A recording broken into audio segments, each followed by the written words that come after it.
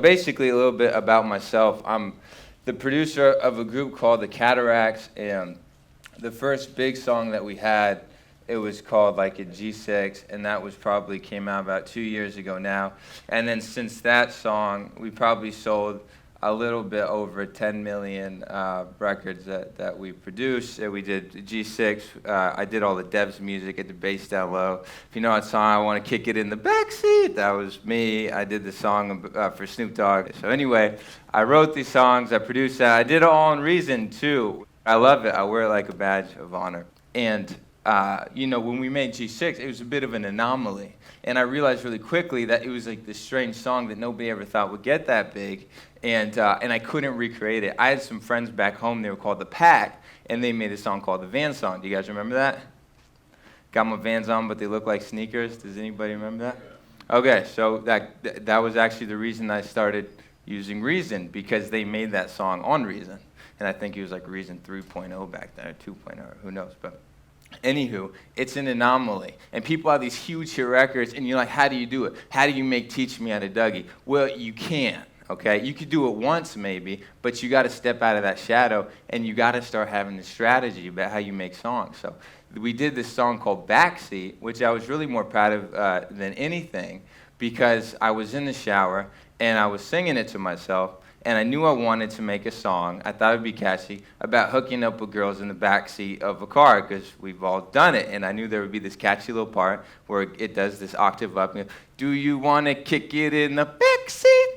And that was going to be it. And I was just like, no, I got this vision, okay? It's not like a vision like Sgt. Pepper's Lonely Heart Club Band was a vision, but it was a vision in its own right, okay? But it worked, right? And so I put the beats to it, and in fact, I have the Reason file right here. Let's see. Going back to simplicity, I had two instruments that worked together really well. And once I heard those, I just knew that was it. I knew I had the backseat thing, and I knew I had these two instruments.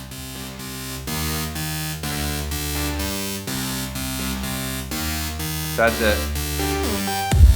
And then you put some drums on it, and then whatever, you got your song. But I knew when to stop, and whatever, you got your song. But I knew when to stop, because if you want to make beats and you just want to sell your beats for $15 on like sellyourbeats.com or something, that's cool, but you're not going to make a song. And the only thing anyone ever syncs themselves and whatever, all this hoopla about G6, the only reason was, okay, my beat was cool, but you're popping bottles in the ice like a blizzard and you feel fly like a G6, whatever the fuck that means. You're doing that. That's why it's catchy. That's why it made sense. It was a song. So if you don't have that ability and you can't write a catchy song, well, you got to collaborate with people. And the messed up thing about producing is that it's a really lonely art form. It's like chess. It's why Bobby Fischer moved to Iceland and became a schizophrenic and a Nazi, is because you can just live in this computer. And we do. And it's easy to lose touch of the ultimate objective of this music, which is to make music that connects and feels good. Now, when you enter a studio, you are probably the best at something. I came from the hyphy movement, which is like, the Bay Area is like a graveyard for really great artists, and the hyphy movement died, and it's nowhere to be found anymore. But my perspective is, when I step into studio sessions, what I have to offer people, it's the reason that I made G6 and I made these songs. And you guys all have that perspective. So you just got to recognize you're really good and you're meant to be the best at that thing. You just have to accept what the limitations are and collect people around you. If you don't just compress that drum forever, find a guy who has good drums and just have him send you the wave or something. If you look at Dynamite or you look at any of these big Dr. Luke records, you know how many producers are on there? There's like 3 or 4. Benny Blanco is my good friend and has huge records. I don't think he's ever produced a song by himself. He doesn't give a shit. He just bought a huge house. Doesn't matter. He knew his limitations. That might be what stops you, is just not knowing your limitations, knowing when to reach out to other people. I was in the studio in New York City this last weekend, and I was with Stargate, and these guys are totally out of my league. I don't know if you know who they are, but they're these 2 Norwegian producers and they're geniuses. They sit down, I gave them this song, and I was like, could you co-produce it with me? They scrapped my whole beat, they put these chords in there, and I was like, oh my God, I need to quit music. These guys are amazing.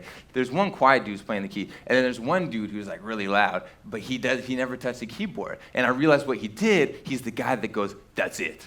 That's the hit. That's the hook. You need to bring that back. No, this isn't working. You know, he said that you're taking too long to get to the hook. You need to come, you know, but that's great. That's totally okay.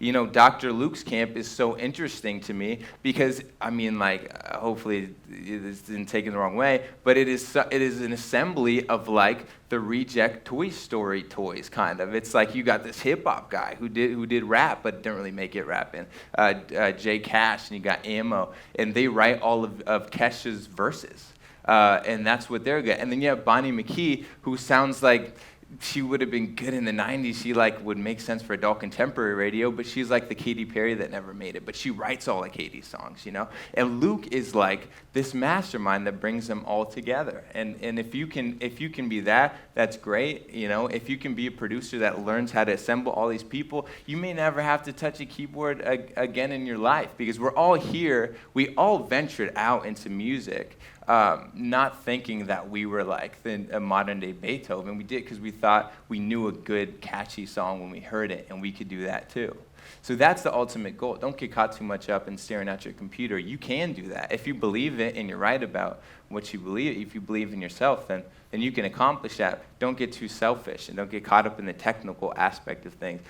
So keep people around that maybe aren't even necessarily musical people. Keep people around, like the LMFAO guys. The LMFAO guys, when I was with them, they make a song, they would have girls just hanging out. And you would think, oh, it's so unprofessional. But the girls would literally just be there to when the song was hitting, they would be like, oh my God, I love it, it's incredible. And you need that. You need somebody to tell you when you need energy. You need people around you so you don't get just stuck in the mainframe, in the matrix. You need people around you to be like, dude, that was tight. And you also need people around you to be like, when you're like tweaking the synth, they're like, what the hell are you doing? I've been listening, you do this, no one's gonna hear that. And you need that, and that's why you need to work around people, because not to get all Scientologists on you or something, but energy. And energy is what sells a song. Like, you play your song, nobody listens to all the intricacies that you put hours of work. It's like, they might be able to retain two things, you know? And, you know, it's like a top line, and then if the beat was catchy, you know? And you just got to really be focused on the end product and the energy, that when somebody hears a song, they're not thinking about it the same way that you are.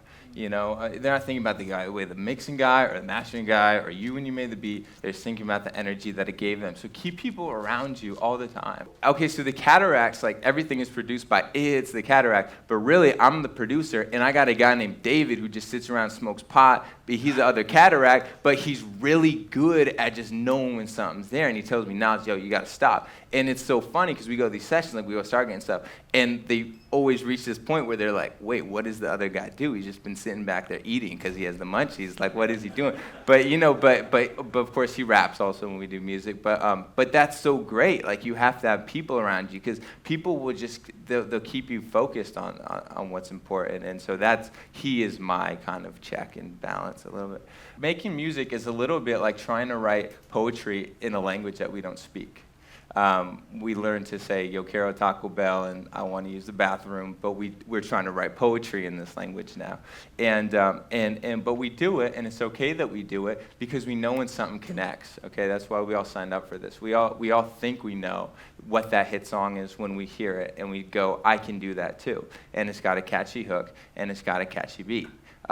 You know, but even myself, you know, I'm just one of you guys. We all throw shit at a wall when we're making music, and we see what sticks. I'm just a more experienced shit thrower a little bit, and I've been doing this for longer. And I think the one thing that comes with that experience is knowing when to stop.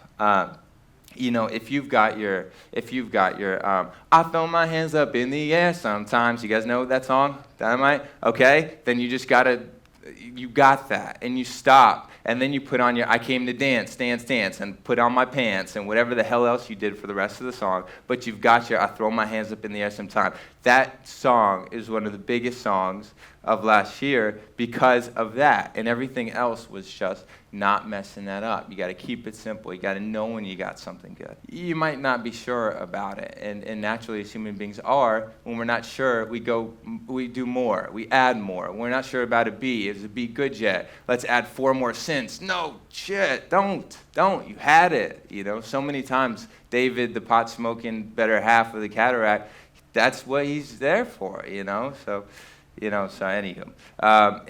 When you have that whoa moment and you stumble on something, you got to stop. And notice I say stumble because it is almost like an accident. And accidents can be a great technique for achieving sounds that you and that other artist wouldn't normally do. And you got to stop and you got to embrace the accident. Now, the biggest song I made to this day was Like a G6. And the G6 song was a product of accidentally putting the melody of this line, dun, dun, dun, dun, dun, dun, dun, dun, dun. It was a bell. And I had okay, do you guys remember a song called Jock and Jay-Z? Jock and Jay-Z. Okay, so that had this dirty, distorted bass line that kind of sounded like this a little bit.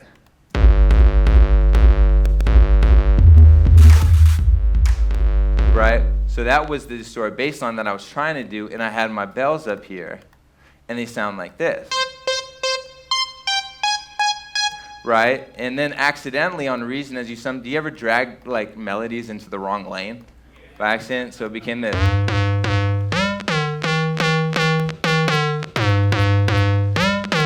And it sold 5 million records.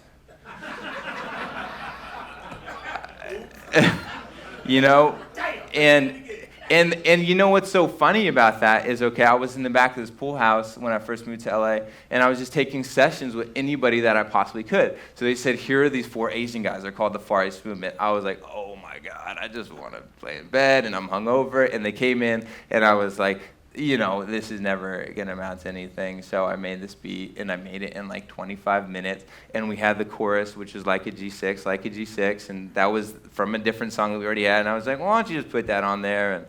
And we got the beat already, and I looked at the guys, and I was like, well, I'm done. That's it. Sounds pretty good. I'm done, And going back to simplicity, that was 25 minutes, and if I cared more about it, if it was my session with Akon or something, and I was like, oh my God, I got to make this a big song, I probably would have thought about it too much. So it's a difficult thing to do, to know when to stop. And when anything doesn't sound right, almost appreciate that more, because a good song means so much more when it can't be compared to other songs. Uniqueness alone will overshadow any shortcomings in the way your kick is mixed in with your bass, or anything in the professional sounding department. If it just sounds different and new, all the mix and the mat, that will all come in time. Don't worry too much about that stuff.